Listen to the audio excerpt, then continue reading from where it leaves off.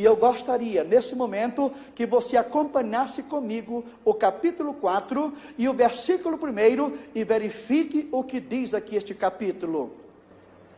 Capítulo 4, versículo 1. Depois destas coisas, olhei, e eis não somente uma porta aberta no céu, como também a primeira voz que eu vi como de trombeta ao falar comigo, dizendo: sobe para aqui, e te mostrarei o que deve acontecer depois destas coisas. Analise bem a primeira sentença que você tem aqui neste versículo: depois destas coisas. De quais coisas? De quais coisas que a Bíblia está falando aqui para nós nesse momento? Depois dessas coisas. Quais? Depois do capítulo 2 e o capítulo 3. Depois que a igreja terminar sua missão aqui na face da terra, o que é que vai acontecer? Depois que o último pregador pregar o último sermão, depois que o porteiro fechar a porta da igreja pela última vez, o que é que vai acontecer?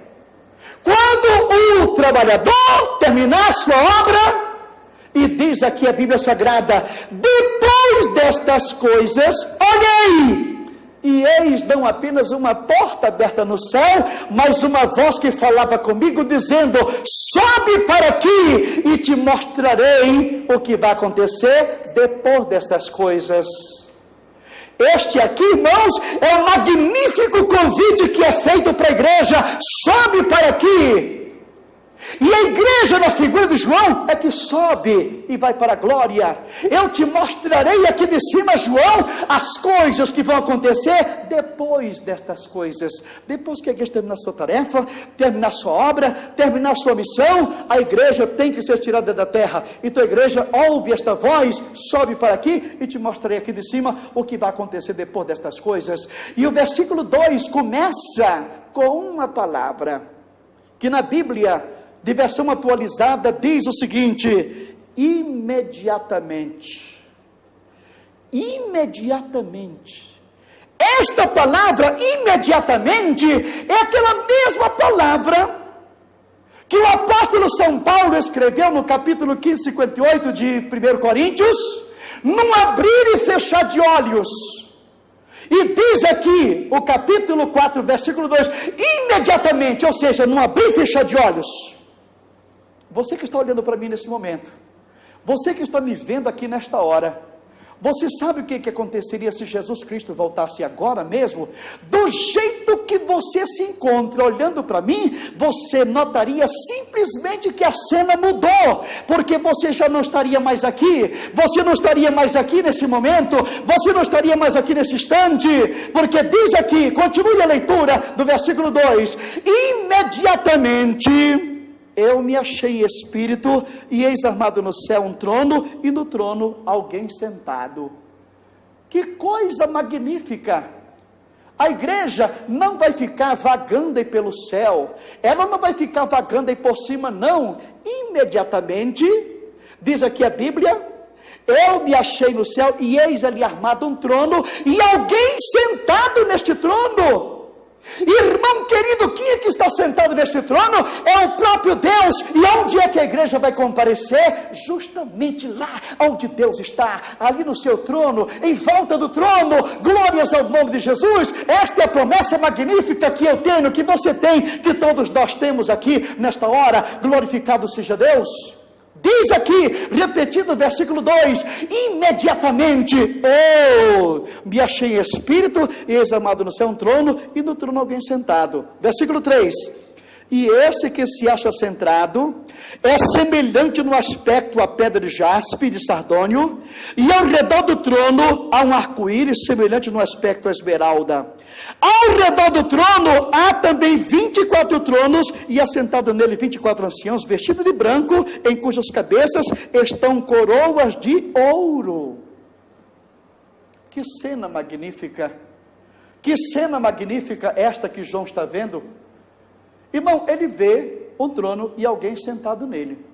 Ele vê alguém sentado neste trono. Agora João tenta descrever, mas não tem como descrever a beleza, Não tem como descrever a grandeza, não tem como descrever a sublimidade de Deus.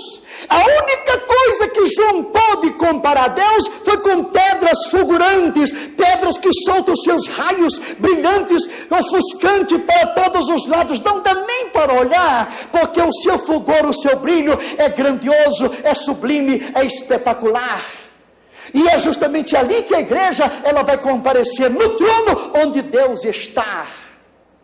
E diz aqui a Bíblia Sagrada que ele viu em volta desse trono 24 tronos, e nele estavam sentados anciãos com coroas de ouro na cabeça. Quem são esses 24 tronos que estão em volta do trono de Deus? Quem simboliza isto? Quem simboliza este episódio gigantesco que nós teremos ali na glória, ali no céu? Irmãos queridos, vocês estão lembrados da nossa numerologia? Você se lembra o que significa o número 12, que significa o número dos santos? Os 12 patriarcas do Antigo Testamento e os 12 apóstolos cordeiros, representando a igreja do Antigo e do Novo Testamento. Então João aqui vê 24 tronos, simbolizando que a igreja na glória, em volta deste trono magnífico, e todos com coroa na cabeça, galardões da obra que se fez aqui na terra. Isto na realidade é um episódio simplesmente singular e magnífico, que eu não quero perder isso de forma alguma, e creio que você também não vai querer perder. Glorificado seja o nome do Senhor Jesus para sempre. Mas, continuando aqui a leitura, verifique o que diz aqui a palavra de Deus. Versículo 5, que do trono saem relâmpagos, vozes e trovões, e diante do trono ardem 7 tochas de fogo, que são os 7 Espíritos de Deus. Há diante do trono como queimar de vidro, semelhante ao cristal, e também no meio do trono e à volta do trono 4 seres viventes, cheios de olhos por diante e por detrás. O primeiro ser vivente é semelhante ao leão, o segundo é semelhante ao novilho, o terceiro como rosto como de homem, o quarto ser vivente é semelhante à águia quando está voando, e os 4 seres viventes, tendo cada um deles respectivamente 6 asas, estão cheios de olhos ao redor e por dentro, e não tem descanso nem de dia e nem de noite, e estão aqui proclamando. Quem são estes 4 seres viventes? Aqui nós temos, por exemplo, o trono onde Deus está. Você vê aqui representado por essas estrelas a igreja que subiu e está na glória. Mas entre Deus e a igreja, você encontra aqui esses 4 seres viventes. Esses 4 seres viventes têm muitas conjecturas sobre ele. Alguns comentadores falam dos 4 elementos da natureza, outros dos 4 evangelhos, outros dos 4 tipos de serafins, enfim, cada um tem a sua teoria com respeito a esses 4 seres viventes. Porém, para você entender quem são esses 4 seres viventes, você precisa compreender o que é que Deus tem com a sua igreja, qual é o plano que Deus tem com a igreja, o que significa a igreja no plano da redenção. Deus conta com a igreja em toda e qualquer circunstância dentro do plano da redenção. E para você entender quem são esses 4 seres viventes, eu quero que você abra a sua Bíblia na carta aos Efésios, no capítulo 4 e o versículo 11, e verifique aqui o que diz a palavra de Deus. Efésios capítulo 4, versículo 11, que nos diz o seguinte, a Escritura Sagrada, a palavra de Deus: e Ele mesmo concedeu uns para apóstolos, outros para profetas, outros para evangelistas e outros para pastores e mestres.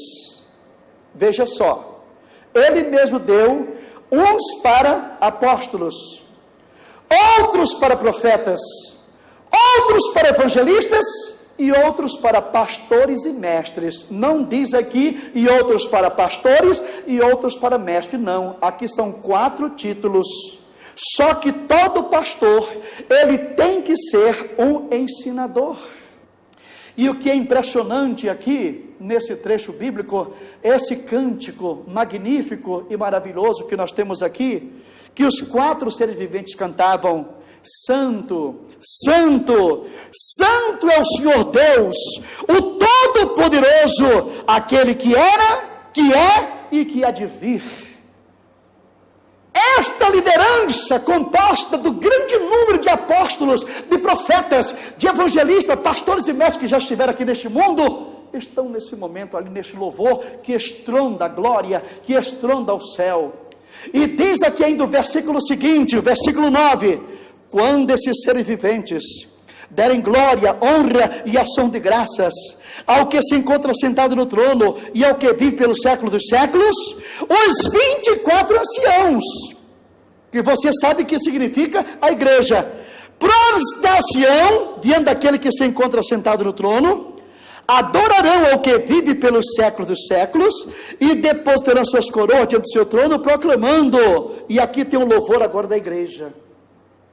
Eu, você, chegamos da glória com coroas na cabeça, todo pompudo, todo garboso, chegamos ali no trono, vemos aquela grandeza, aquela sublimidade do lugar onde nós estamos, cercado de tanto esplendor e de tanta glória, e de repente você olha para um outro e diz assim: o que é que eu estou fazendo aqui com esta coroa? Eu não mereço esta coroa.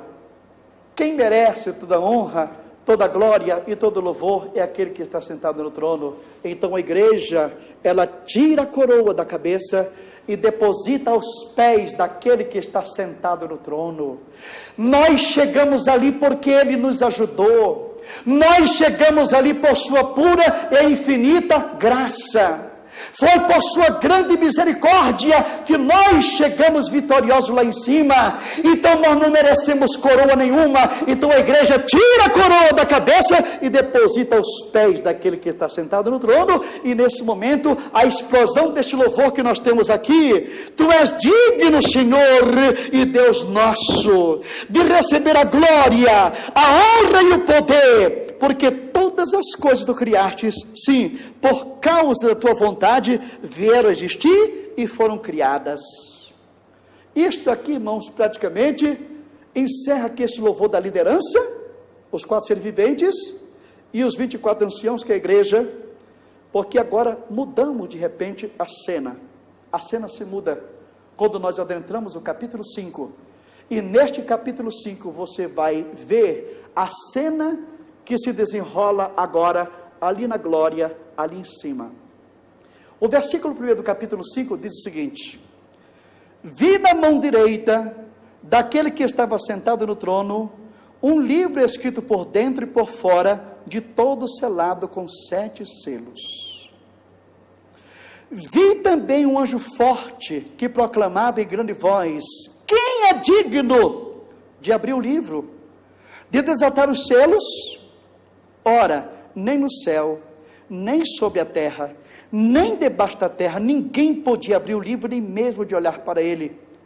E eu chorava muito, de João, porque ninguém foi achado digno de abrir o livro, nem mesmo de olhar para ele. Que livro misterioso é este? Que livro misterioso é este que está na mão de Deus, que ninguém podia nem olhar para ele? E diz aqui João que chorava muito. Isto é uma cena realmente estarrecedora, essa que nós temos aqui. Ninguém podia olhar para ele. Que livro misterioso é este? O que é que retém este livro? Ele está selado com 7 selos. Mas nesse momento, irmãos queridos, nós podemos aqui simplesmente deduzir. Você se lembra quando Deus criou o homem, que colocou no Éden e deu a ele a propriedade, e deu para o homem o título de propriedade do planeta Terra, e que este título hoje encontra-se na mão de Satanás, que é o Deus deste século? Eu quero lhe informar que Satanás está de posse de uma cópia, mas o nosso Deus, ele tem na sua mão o original. selado com 7 selos, como manda todo documento, que sempre tem uma cópia e tem um original. A cópia está na mão de Satanás, mas o original está na mão daquele que fez os céus e a terra, daquele que criou toda a grandeza, daquele que criou todas as coisas. É na mão dele que está este título de propriedade. Mas ele tem que ser aberto, e ninguém podia olhar para ele, e João chorava muito. Mas de repente, alguém veio e tocou nele. João, não chores, meu filho. Diz aqui: todavia, um dos anciãos, versículo 5, me disse: não chores, eis que o leão da tribo de Judá, a raiz de Davi, ele venceu para abrir o livro e os seus 7 selos. O leão da tribo de Judá, a raiz de Davi, ele venceu. E quem é este? Nada mais é do que a pessoa bendita de nosso Senhor e Salvador Jesus Cristo. Ele é o leão da tribo de Judá. Ele foi o vencedor ali no Calvário. Ele tem autoridade para pegar este livro e abrir os seus selos. E diz aqui a Bíblia, versículo 6: então vi no meio do trono e dos 4 seres viventes, e entre os anciãos, de pé, um cordeiro, como tendo sido morto. Ele tinha 7 chifres, bem como 7 olhos, que são 7 Espíritos de Deus, enviado por toda a terra.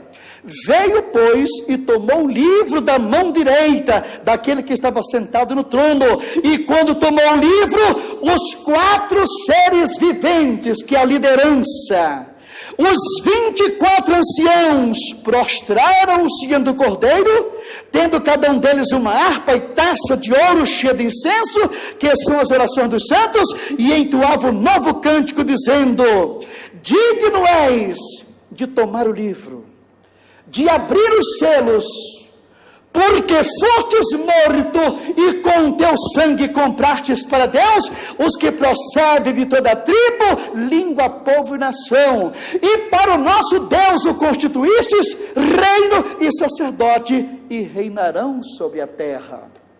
Nós temos aqui a igreja e a liderança cantando este cântico magnífico. Mas, irmãos queridos, olhe de repente quem se agrega à igreja, quem vem fazer parte desse coro. O versículo 11 diz: vi e ouvi uma voz de muitos anjos. Olha os anjos aqui, ao redor do trono, dos seres viventes, dos anciãos, cujo número era de milhões e milhares de milhares.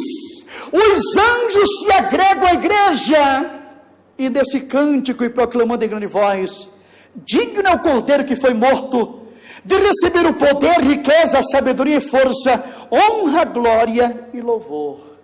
Que coro magnífico!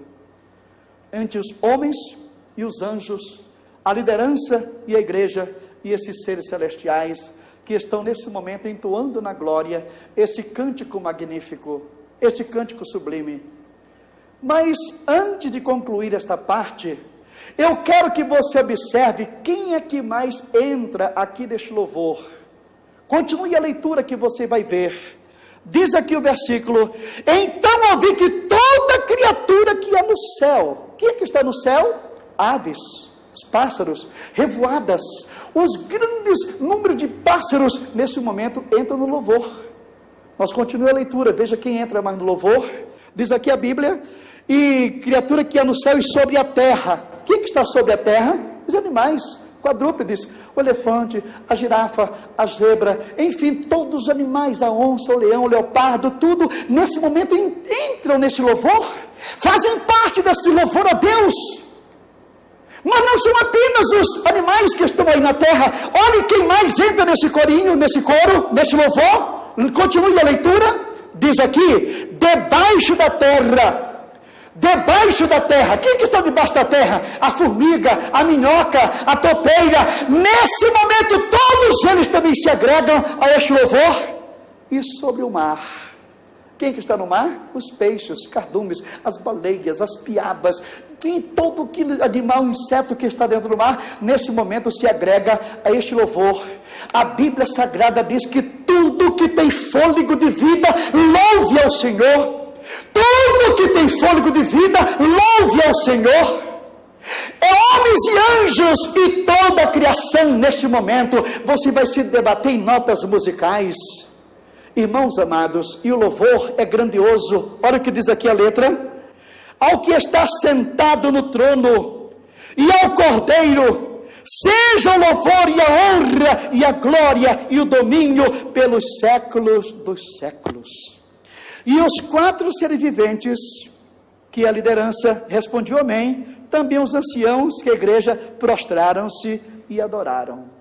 Neste momento termina esse prelúdio, termina esta fase de louvor, porque o trabalho vai começar. A atividade da redenção vai ter prosseguimento.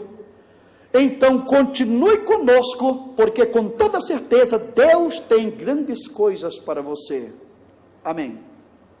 I har det du var ham, Mosili, ved